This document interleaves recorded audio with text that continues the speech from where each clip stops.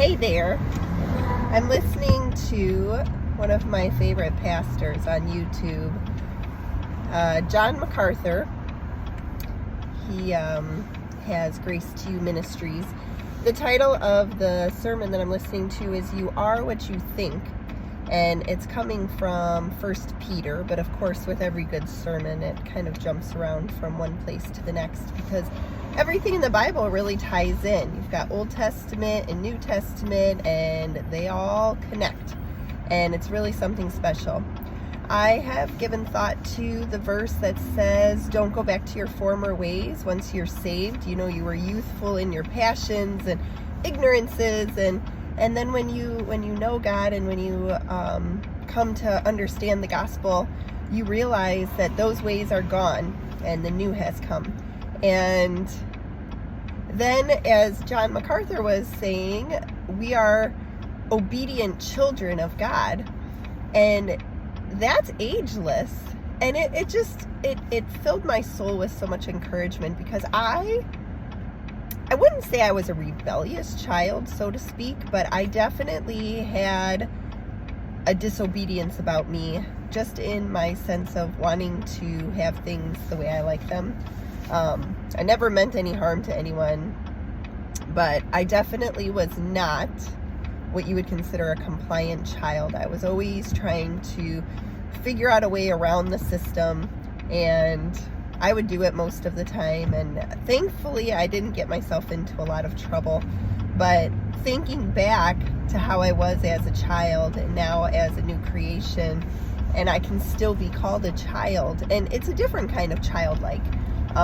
You certainly as an adult don't want to be like a child because you've grown and matured, but there's a faith and there's an obedience that we can resonate with no matter what age we are, knowing and understanding that God protects and provides for us. And so that was so encouraging to my soul, and to hear the way John spoke of it, it really just revealed to me something that maybe needed to be healed, because I know that how I was when I was a younger child, and I'm not going back to those ways, but I don't often quite know what obedience looks like, because you know, as I was reading through Numbers, I've been reading through Numbers this week. I got through chapters 1 through 12, and then hopped around through Exodus to go along with my Bible study that I'm doing right now. And the specifics of, Numbers was speaking about Passover, and Exodus was speaking about the Israelites fleeing Egypt, the slavery they had in Egypt. And I was just, I'm blown away by the intricate details and how things needed to be to complete a Passover meal. And we, as far as I know, we are not held to those same standards now.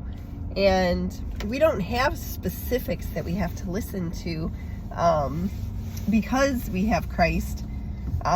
So when I think of obedience, I think of, well, what does that look like exactly? I mean, I'm working to be faithful, and I'm working to love God with all my heart, soul, mind, and strength, and then I'm working to love others. And love is a hard definition, because you know, you can love others by giving them what they want, but that's not biblical love. So all these things kind of jostle around in my brain, and I'm really grateful to have a place where I can kind of voice it a little bit. And you know, for whatever reason, when we speak out loud, it kind of makes things more understandable.